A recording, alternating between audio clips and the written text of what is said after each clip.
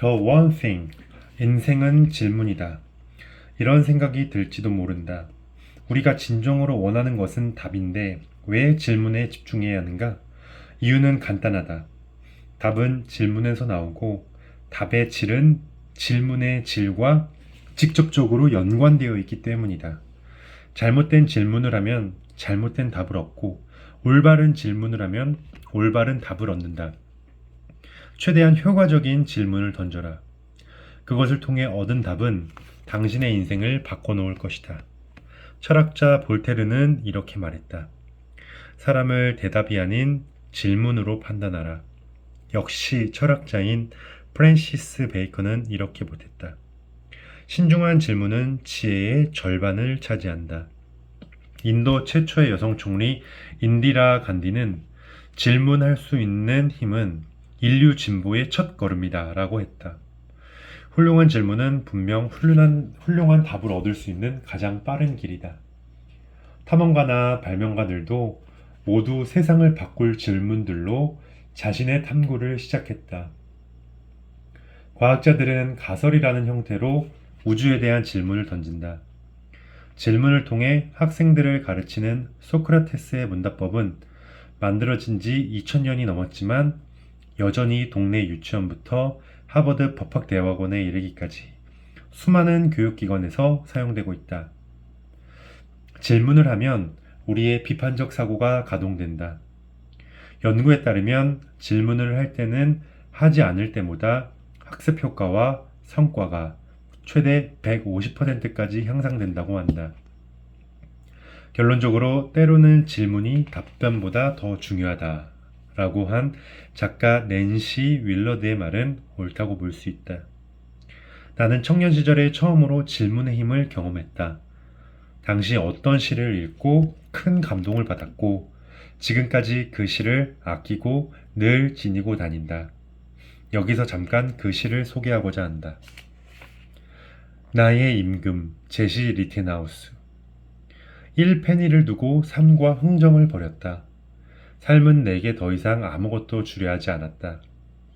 얼마 없는 돈을 세어보며 매일 저녁 아무리 빌어도 소용없었다. 삶은 그저 고용주일 뿐이라 우리가 요청한 것만 줄 뿐이다.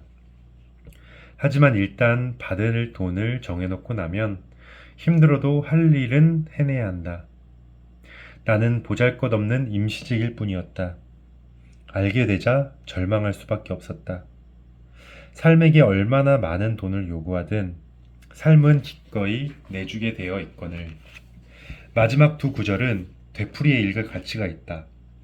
삶에게 얼마나 많은 돈을 요구하든 삶은 기꺼이 내주게 되어 있거늘.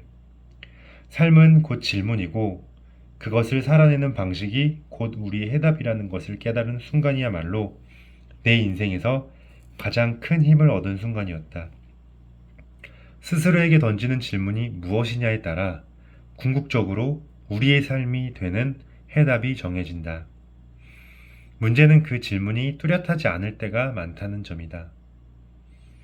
우리가 원하는 것에는 대부분 로드맵 같은 것들이 없어서 올바른 질문을 만들기가 어려울 수 있다. 명확한 시각은 우리 자신으로부터 나와야 한다. 여정을 직접 계획하고 지도를 만들고 우리만의 나침반을 만들어야 한다. 원하는 해답을 찾으려면 올바른 질문을 스스로 만들어내야 한다. 그리고 그것은 온전히 우리의 몫이고 그 누구도 대신해 줄 수 없는 일이다. 그렇다면 어떻게 해야 하는가? 어떻게 특별한 해답으로 인도해 줄 특별한 질문을 만들 수 있는가? 하나의 질문을 던지면 된다. 바로 초점 탐색 질문이다. 남다른 삶을 꿈꾼다면 인생을 살아갈 남다른 방식을 찾는 것이 곧 해답이다. 초점 탐색 질문이야말로 바로 그것을 위한 특별한 접근법이다. 누구 하나 내게 지시를 내려주지 않는 상황에서 이 질문은 남다른 성과로 이어질 특별한 해답을 찾는 간단한 공식이 될 것이다. 당신이 할 수 있는 단 하나의 일, 그것을 함으로써 다른 모든 일들을 쉽게 혹은 필요 없게 만들 바로 그 일은 무엇인가? 초점 탐색 질문은 너무나 간단해서 유심히 관찰해 본 적 없는 사람이라면 이 질문의 강력함을 발견하지 못할 수도 있다. 하지만 당신은 그런 치명적인 실수를 저지르지 않길 바란다. 초점 탐색 질문은 큰 그림, big picture, 질문, 내가 어디로 가고 있는가, 나는 어떤 목표물을 겨냥해야 하는가, 말고도 작은 초점, small focus, 질문, 큰 그림을 완성하는 길에 지금 당장 무엇을 해야 하는가에 답할 수 있게 도와준다. 또한 어떤 바구니를 골라야 할지와 그것을 손에 넣기 위해 첫걸음을 어떻게 내디뎌야 하는지도 알려준다. 그리고 자신의 삶이 얼마나 커질 수 있는지, 그것을 이루기 위해 얼마나 깊이 파고들어야 하는지도 보여준다. 초점 탐색 질문은 큰 그림을 위한 지도인 동시에 다음으로 나아가기 위한 작은 나침반이기도 한다. 질문의 구조는 세 파트입니다. 당신이 할 수 있는 단 하나의 일, 그리고 그 일을 함으로써, 그리고 다른 모든 일들을 쉽게 혹은 필요 없게 만들 바로 그 일은 무엇인가? 여기까지 낭독을 하고요. 오늘 제가 배웠던 중요한 세 가지를 말씀드리도록 하겠습니다. 첫 번째는 수의사 일산 국립암센터에서 근무하신 수의사분께서 말씀 주신 내용인데, 우리의 신체는 좋은 것을 계속 먹어서 세포를 성장시키는 것이 중요한 게 아닙니다. 세포는 분열과 그리고 생성, 분열과 생성, 그리고 파괴, 소멸, 생성을 계속 반복하기 때문에 세포를 계속 넣어주는 것도 중요하지만 우리 몸에 독소를 빼는 것이 더 중요하다고 볼 수 있습니다. 독소를 빼기 위해서는 어떤 행동을 해야 하느냐? 유산소 운동은 당연한 얘기이고요. 그 다음 중요한 것은 바로 식사와 관련된 얘기입니다. 우리 영장류는 유인원과 같이 치아 구조가 아주 작게 되어 있습니다. 우리는 육식성도 아니고 초식성도 아니고 잡식성도 아닙니다. 우리는 과식을 먹는 영장류라고 볼 수 있습니다.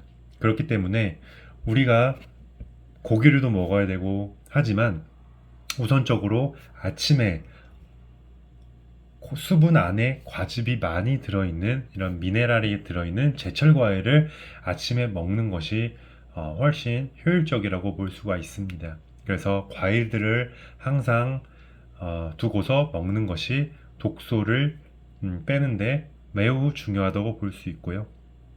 그리고 점심시간 대략 한 12시부터 저녁 7시까지는 우리 소화기관이 깨어나서 일을 하는 시간인데, 그때에도 소화기관에 부담을 주지 않고 꼭꼭 씹어 먹으면서 소화를 시킬 수 있도록 하는 것이고, 식사는 대부분 싱싱한 버섯이나 그리고 해조류 그리고 견과류 등이 곁들여진 음식을 먹고, 우리는 현대인들이기 때문에 고기를 먹어야 하기 위해서는 너무 많은 양의 단백질을 섭취하기보다는 적당한 필요한 양의 단백질을 고기들을 먹는 것이 중요하다고 생각합니다. 고기들을 많이 먹는 것이 또 좋은 것은 아닌 것이 독소를 배출해내기 때문입니다. 그것을 디톡스하기 위해서는 아침에 수분이 많이 함유된 제철 과일을 먹고 과식하지 않는 것이 몸에 독소를 쌓이지 않게 하는 방법입니다. 그리고 두 번째는 우리 몸에 있는 편도체가 활성화되면은 감정 조절이 매우 힘들어질 수가 있습니다. 그래서 항상 편도체 조절을 훈련하는 것을 습관하는 것이 매우 중요하고 인생을 컨트롤하는 데 많은 도움이 될 수가 있습니다. 편도체는 변연계와 해마 그리고 전두 피질에 붙어있는 뇌 기저 핵 중 하나로서 편도체를 안정화시키기 위해서는 심장은 컨트롤할 수 없지만 호흡은 컨트롤할 수가 있습니다. 그래서 호흡을 컨트롤함으로써 저의 인간의 이런 자율신경계들을 조절을 해서 감정 컨트롤을 할 수 있는 것이 삶의 지혜라고 볼 수가 있습니다. 급해질 필요가 전혀 없습니다. 호흡을 함으로써 급한 것을 조금 내려놓고 정리를 하고 정리라는 것이 매우 중요하다고 생각합니다. 그리고 마지막으로 주식과 경제에 관련된 내용인데 생각에 관한 생각이라는 책이 최근에 발간이 되었는데 그 생각이 관한 생각이라는 책의 핵심은 바로 두 가지가 있는데요. 첫 번째는 제1의 뇌, 자동 반사적인 것이 있고 제2의 뇌는 자동 반사가 아니고 한 번 더 생각하는 것입니다. 예를 들어 이 문제를 한번 내보겠습니다. 야구 공과 야구 배트가 총 11만 원이라는 금액에 책정이 되었는데 야구 공은 야구 배트보다 10만 원이 저렴합니다. 그럼 야구 배트는 얼마일까요? 대부분 정답을 먼저 말씀드리면 야구 배트가 10만 원이라고 간단하게 단순하게 생각이 되죠. 이것은 스탠퍼드나 하버드에 있는 수많은 천재들도 똑같이 50% 이상 틀렸다고 합니다. 정답은 10만 5천 원입니다. 야구공에 5천 원을 10만 원이 더 비싼 거니까 10만 원보다 더 비싼 가격, 즉 10만 5천 원 더하기 5천 원을 해야 11만 원이 되는데 5천 원이 가격이 바로 야구공의 가격이죠. 그러면은 나머지 10만 5천 원이 야구 배트입니다. 네, 오늘 여기까지 말씀을 드렸고요. 내일 뵙도록 하겠습니다. 편안한 밤 되십시오.